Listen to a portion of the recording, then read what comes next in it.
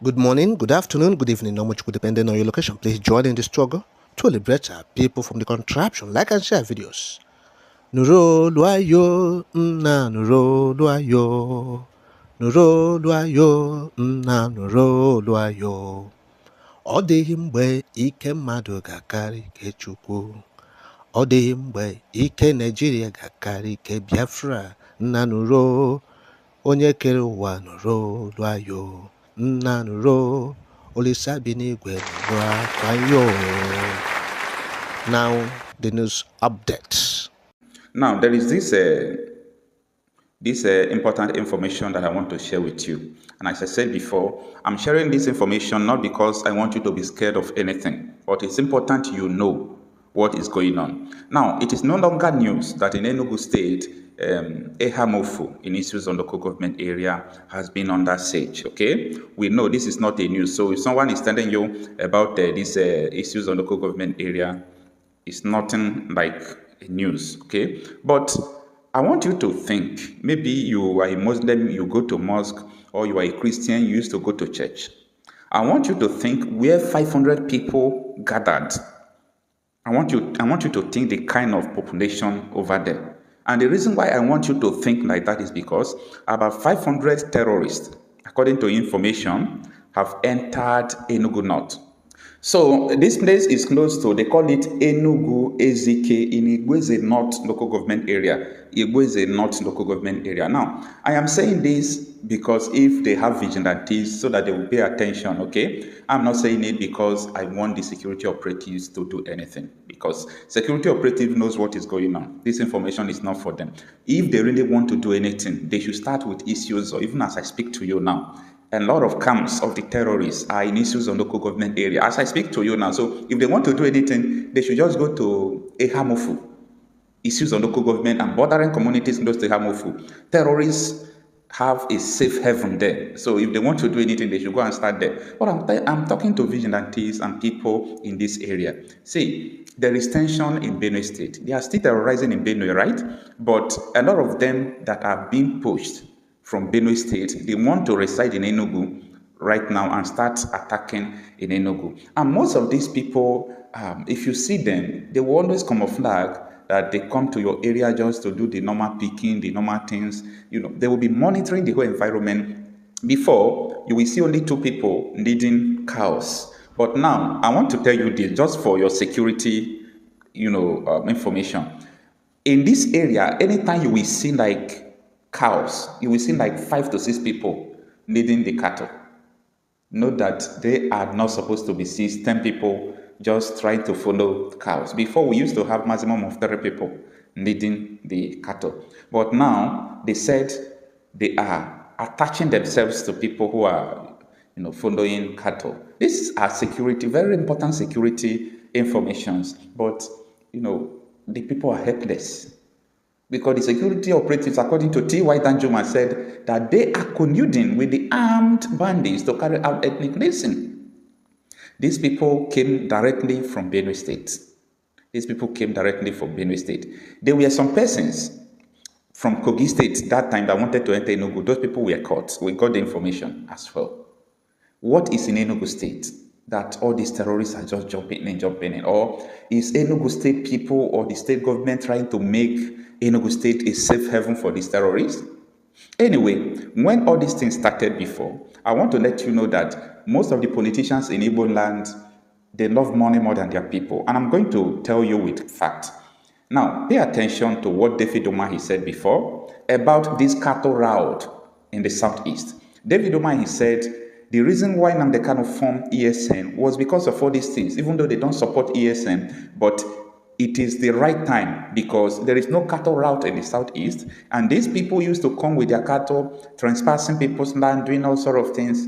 So, what changed in this man's mentality? Take a listen. In the southeast, you don't have cattle routes, but in the north, we have cattle routes, and so nobody is going to say ban, open grazing, in some areas in the north where there are cattle routes, where they move constitutionally from one point to the other. But in the south, there is no cattle route. And so for you to move from one point to the other, you have to move through farms. You have to move through, population, dense areas. And this is not very good. And that's what the southern governors and of course Southeast in particular are saying. Let's go back to our traditional method of relationship. We will no longer allow you to take your cattle from one local government to the other. And the implication is that these foreign headers also come in terms of, mobile headers with AK-47. So that is a source of conflict. So anybody that is saying that there should be no ban on this thing is, on the other hand, saying that, look, these killings will continue. And that's what gave birth to ESN. Whether we support it as governors, we don't.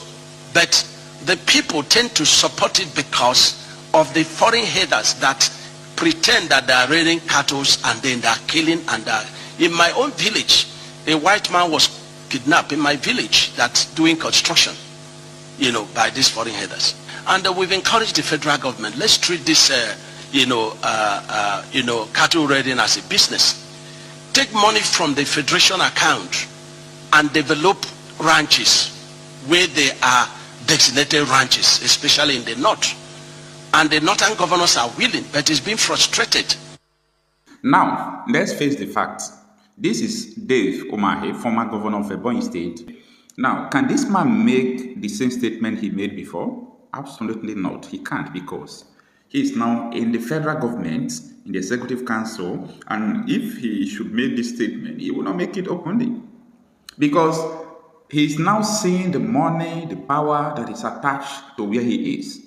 And maybe he thinks maybe to be a presidential candidate tomorrow. Because of that, it doesn't matter. Let my people die. It doesn't matter. It doesn't concern us any longer. Nobody is talking. Enugu is not talking. Abia is not talking. Ebonyi is not talking. Anambra is not talking. Now, that is a part. Secondly, let me tell you the strategies that these terrorists are using to carry out, killings in Igbo land. This is a public sporadic shooting. You hear me right? Public sporadic shooting. What I mean by public sporadic shooting is that they can just come out in a densely populated area and open fire, shoot indiscriminate everybody. Then they will just shoot and move. Do you know why they are using this strategy? This strategy have been used by so many criminals before in the southeast. So for you not to quickly pinpoint them that these are the criminals doing it, they want to continue to use the same strategy that other criminals have been using, so that it will be able to easily let police to accuse other people that these are the people doing this, these are the people doing this. I'm telling you all these things because these are highly unclassified information among them. But this is, this is 2025. There is not even your messages in your WhatsApp is being monitored. There is nothing you will do that people won't know. Informations are everywhere. By the way, these people are using Telegram. They use Telegram to send messages and do all sort of things they want to do. But people are still seeing what they are doing. Even the course you make, people are monitoring it. So be careful, nothing is impossible in this life again. So this is what is going on in the southeastern part of the country. As you all know, no part of Nigeria is safe. And this should be number one thing. People should talk on how to stop this by separating this country into different places. Thereby, these entities can manage their own security. If you see people in Benue State that were arrested some time ago, that was last month, when I spoke to people close to them, they told us that these people went to buy some powerful guns and police arrest them. And the same police and military are telling you that they don't have mandate to fight the terrorists who are killing Benue people. My people, I don't hear them now. What do you make of it? Drop your comments. But remember, it's Biafra or nothing. Bye for now.